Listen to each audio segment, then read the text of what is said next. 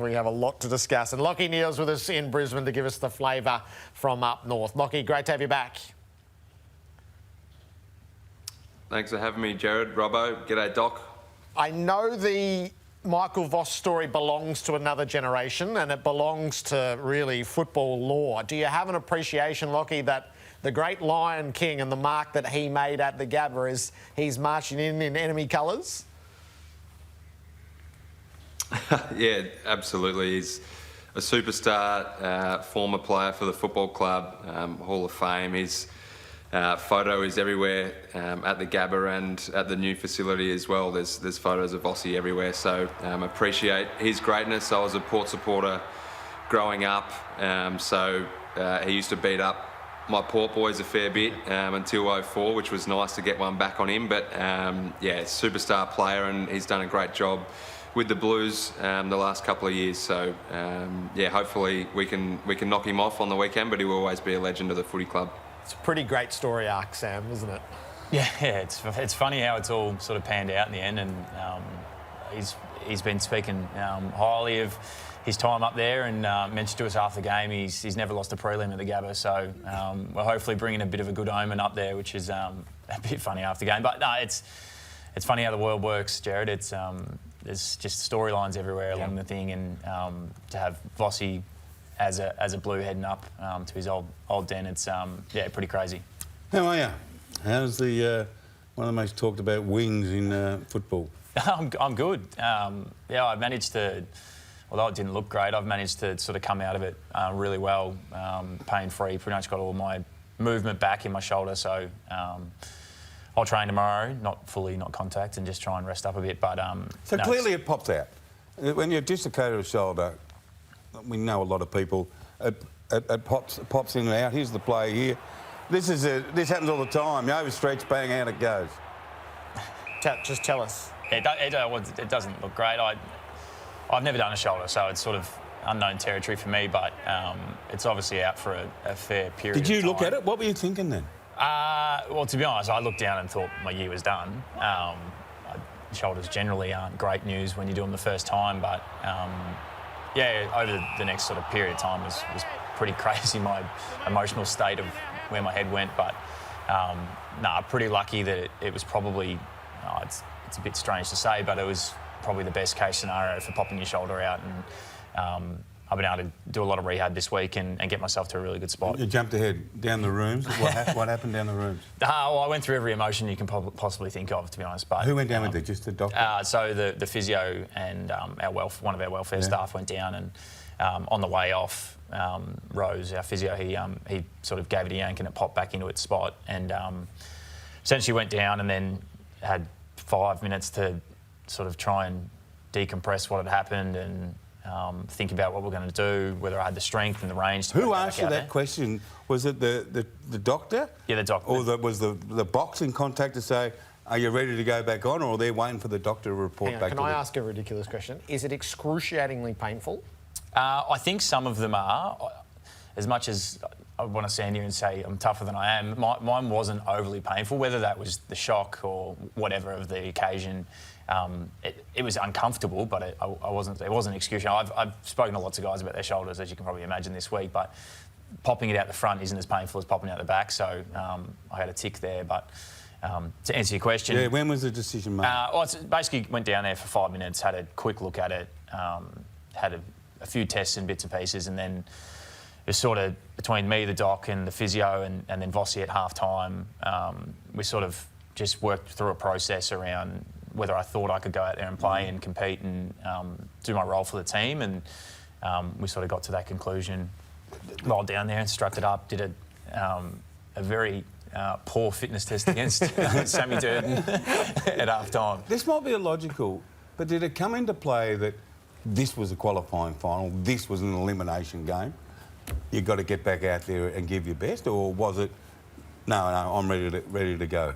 Well, there's definitely elements of there's potentially no next week. So if you're ever going to put it all out there, that's the game. So that's probably a bit of Vossi's advice. He said that don't think too far ahead. we either win or lose this, and we move on, and we don't. So that was a little. that was a little. You got bit his judgment. That was a little bit of just.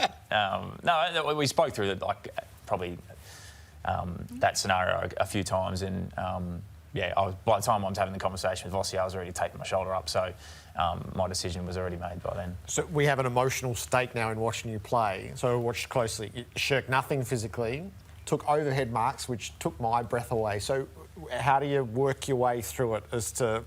Is it trial and just see how you go? How did you approach the second half? Yeah, a bit of that. I sort of got a handball away early in the quarter, which helped, and then sort of copped a bump probably not far off that.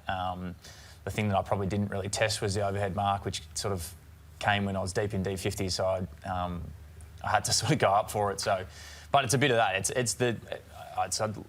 I would liken it to a bit of your rehab when you're going through long-term injuries. It's the first time you do something, there's an element of fear, and then once you do it, you're fine. So that third quarter was a bit of trial and error, and trying to play the game in a way that I wasn't going to get too hurt. And by the end of the game, I sort of was running on adrenaline, and no, I can't remember too much of the last 10 minutes, to be honest. Well, we're going to try to trigger your memory on that, but I just want to ask Lachie, were you watching this game and the mayhem at the end? Yeah, I was, and to be honest, I couldn't sleep for about 40 minutes after, and I didn't obviously have a preference on who I wanted to win that game, but just the state of play was unbelievable, and probably that last play that Doc was involved in and Akers kicked that goal. I couldn't sleep for about 40 minutes after. I had to come back downstairs and settle myself down and then go back to bed. So it was a crazy game to watch, and loved it as a fan of the game. We'll get back to it in a second, Lachie, about Brisbane. Just one last question, last discussion. That last play. You're on the wing, Hollands is kicking it to you. It's set up a little bit higher than you probably thought. What did you think? McVeigh was coming. What did you think he was going to try to do? I was sort of watching it unplay, sort of watching Weeders kick the open side. I actually thought I had more space. I didn't realise McVeigh was as close as he was to me. And he was closing quick. When he went past me, I thought I don't know how he hasn't taken me out, to be honest. To slow the game up and everything. But you live and you learn in AFL footy. That's as we were talking about off air, he could have given away a 50-metre penalty, he could have spoiled the ball. There's so many different variations of it. Weathering's got it now. So there are great decisions that are made here by all of you. Yeah, that one's a high one. From our perspective, it worked out perfectly. Yeah. So in this moment, you've got actually choices everywhere, but the choice you couldn't have expected was that you would have a loose man in the goal square. When did it occur to you? Oh my God, we've got a loose man in the goal square. Well, when I turned around, I saw a lot of white jumpers and not many Demons jumpers, and that sort of scares you a little bit because you've got so many options, you don't know which one to pick. I opted for the longest one, the one closest to the goals. And Gov, I think Gov's play to be able to get up and essentially try and mark... Charlie Curnow last night. trying to mark the ball, but sealing the... Yeah, did a brilliant job. It's textbook in what we're allowed to do in the game. And Blake, although probably would have preferred him to take the 30 seconds to ice the game out a little bit, the occasion and the adrenaline of everything just took over us all. Yeah. But it was a crazy night, to be honest. To be able to come from where we were and to be able to get back into the game, it was unbelievable. We've trained so much of this scenario stuff, both offensively, defensively, and to see it come out in a big moment in the game was pretty cool. And what did it unleash? I've never known a football environment at the G to be quite like this. It was nuts. There's no other way of putting it. It's some of the. We're very lucky that we got the fans we do, and they're very passionate. And it was supposed to be Melbourne's home game, but I felt like we had more there. And the chaos of the occasion, the game, our change rooms. They're supposed to have room passes for family. Family only. We only get like 4 each, and then there's ropes off so we can get some space. And there was people everywhere. I don't know how they all got in there, but. It's something to be special. It was a special night for us, and but in the end, it's an opportunity to go further. Yeah. And we've got eyes set on the Lions this week, and bigger and better things than that. I suspect, Lachie, watching the game afterwards, you'd think, beauty. Both teams are beating each other up, and Carlton are a bit wounded. Exactly what teams want from the opposition, and they're going to go to the Gabba. and everyone talks about your run and spread, but you're a pretty aggressive team. And I think the Blues are going to come up against a team that's going to test them physically.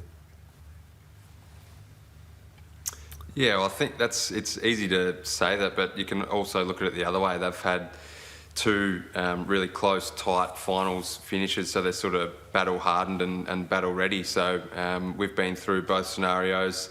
I'm not sure which one's better.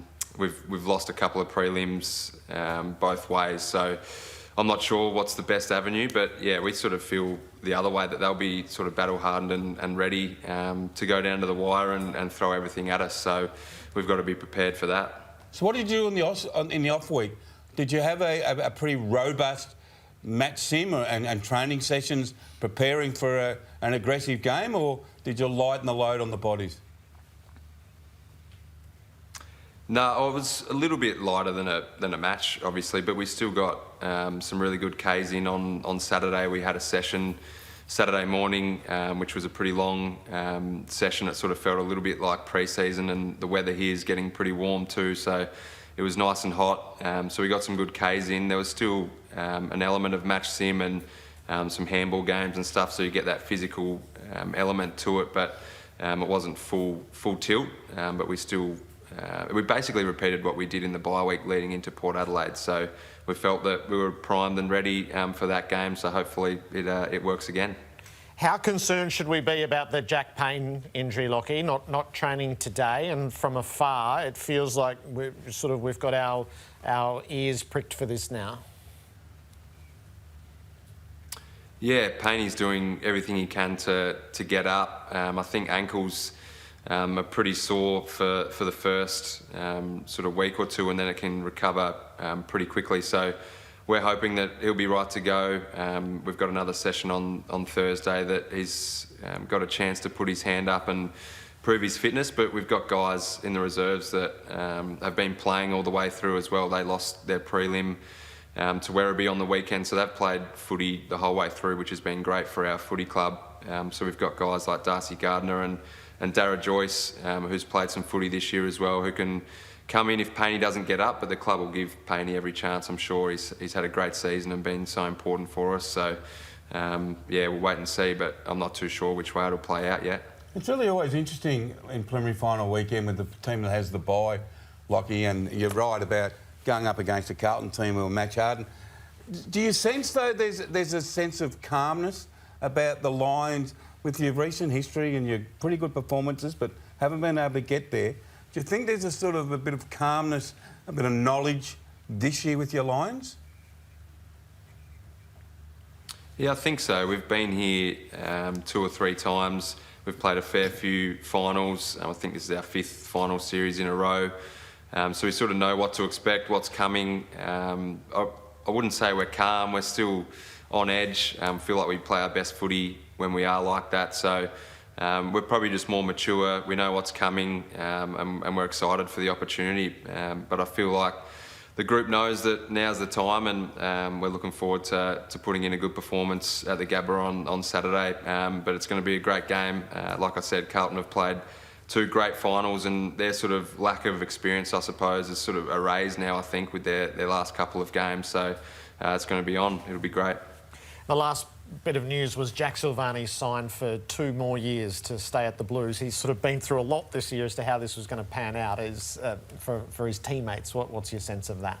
No, I gave him a text this afternoon. He's pretty rapt to get the 2 years done, and yeah, his history at the club is one of my mates, and yeah, he wanted to stay at the club definitely, and he loves the footy club. I think there's a bit of vision on the weekend after we won. He's almost in tears, so no, it's awesome for him to be able to get that locked away. It gives him some time to sort of get his body right over the off-season as well. He's had a pretty up and down year in terms of his rig, so yeah, no, I'm rapt for him. Yeah.